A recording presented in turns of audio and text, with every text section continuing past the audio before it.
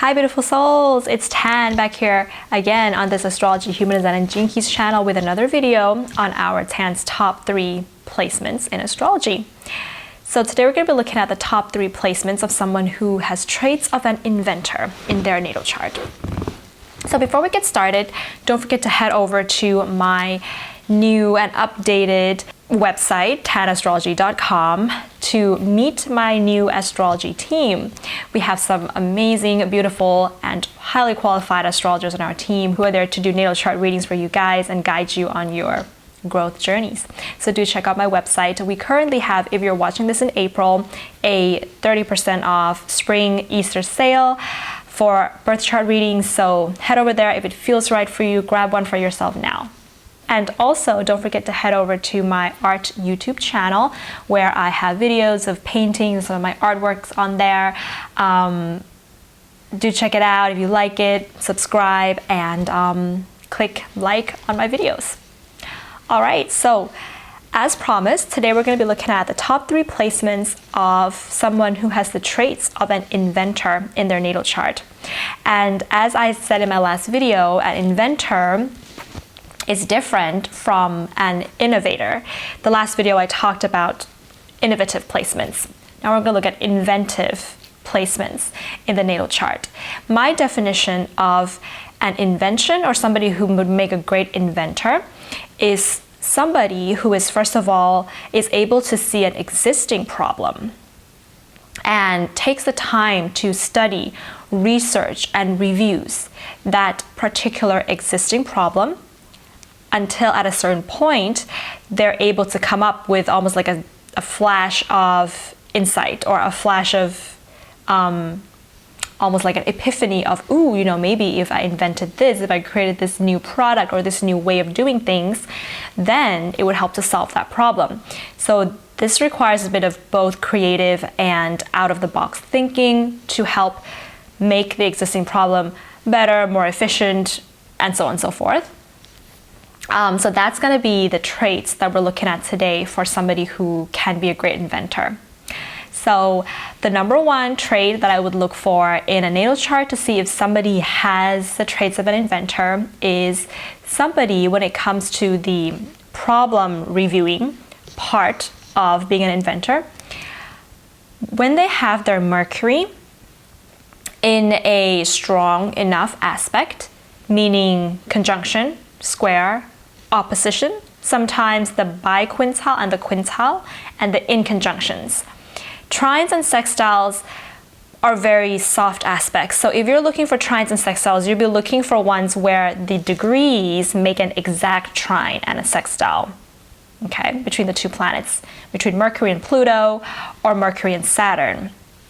That's what we're looking for here. Heavy aspects between Mercury, Pluto, Mercury, Saturn.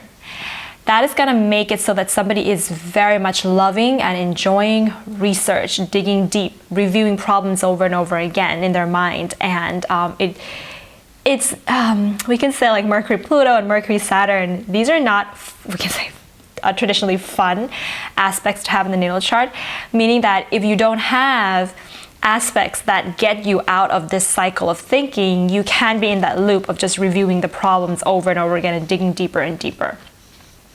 And so that if you don't have more creative or out-of-the-box thinking, that's not going to aid you being an inventor, but it can, you know, be more of like somebody who can, let's say, be good at financial planning or be good at psychology instead of being the inventor. So you need some of the other things that I'm going to mention in this video to support Mercury, Saturn, and Mercury, Pluto placement.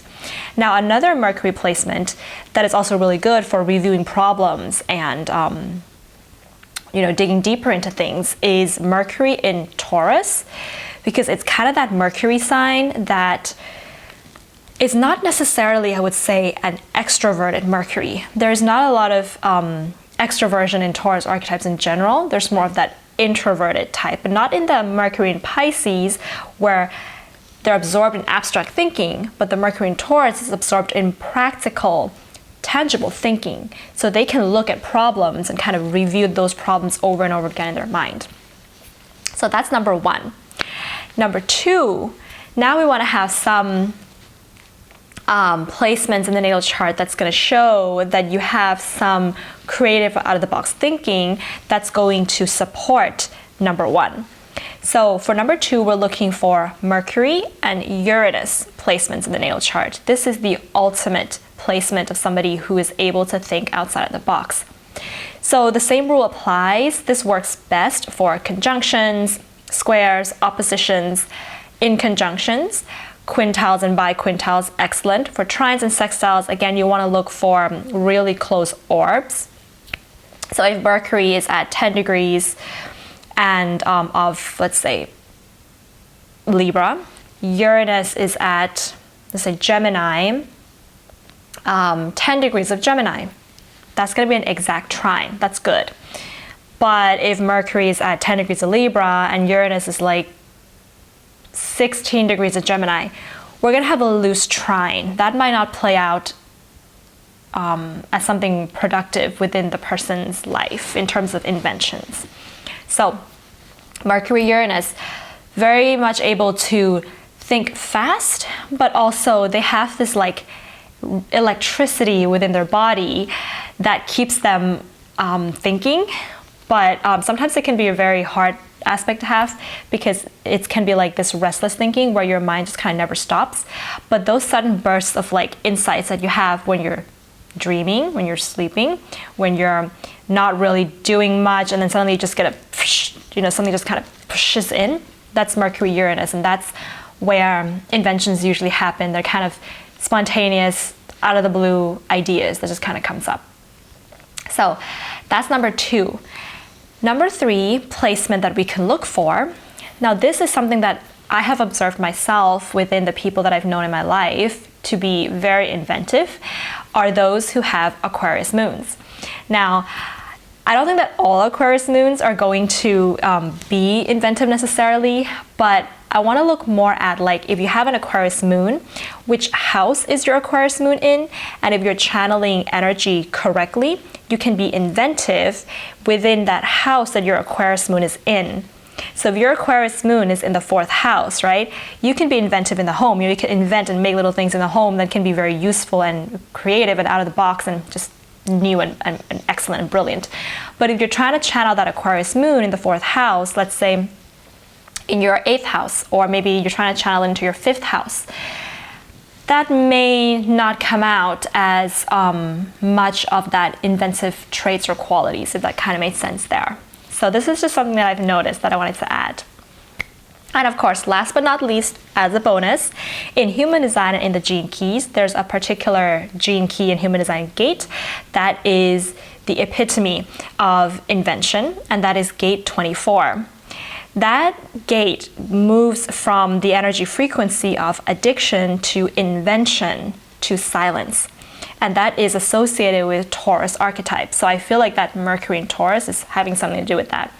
That's the archetype where there's a lot of reviewing, mental reviewing, until you reach that point of breakthrough, which leads me to my next point with regards to human design is the channels in human design that are in the middle of the body graph. That kind of goes from 61-24, crown to ajna, and then 43 to 23, ajna to throat, and then 2 to 14, the G center to the sacral. And then of course we have the 360, which we talked about in the last video for innovations, from the sacral to the root. That individual circuitry that goes down the middle of the body graph in human design is very, very unique in the way that those channels think, in the way they express, and in the way they create. There's always going to be an element of invention, wanting to create something new. Sometimes it's innovation. Sometimes it's a mix of both, because that channel, that particular circuitry is also indicating, especially channel 61-24 and gate 24 itself, what is called lateral thinking. So it's neither right brain nor left brain, but it's creative, original thinking in general. So that whole, if you have like those channels that are going down the middle of your body graph, whatever those channels are, you have that traits of being an inventor there in your human design body graph. Okay, so I think that's going to be it for today, beautiful souls. I hope that this video was useful for you, and if you have anything else that you want to add to the list of traits of an inventor, then do comment below, and like this video if you like it, subscribe to the channel if you haven't, and don't forget to head over to my website so you can meet my beautiful, amazing, qualified astrology team over there that are going to be doing natal chart readings for you guys, as well as assisting and guiding you with anything else. And they'll also be appearing on our YouTube channel as well in the near future, so you can also meet them here, but right now you can meet them on my website. All right, have a beautiful day, beautiful souls. Sending you so much love. Bye.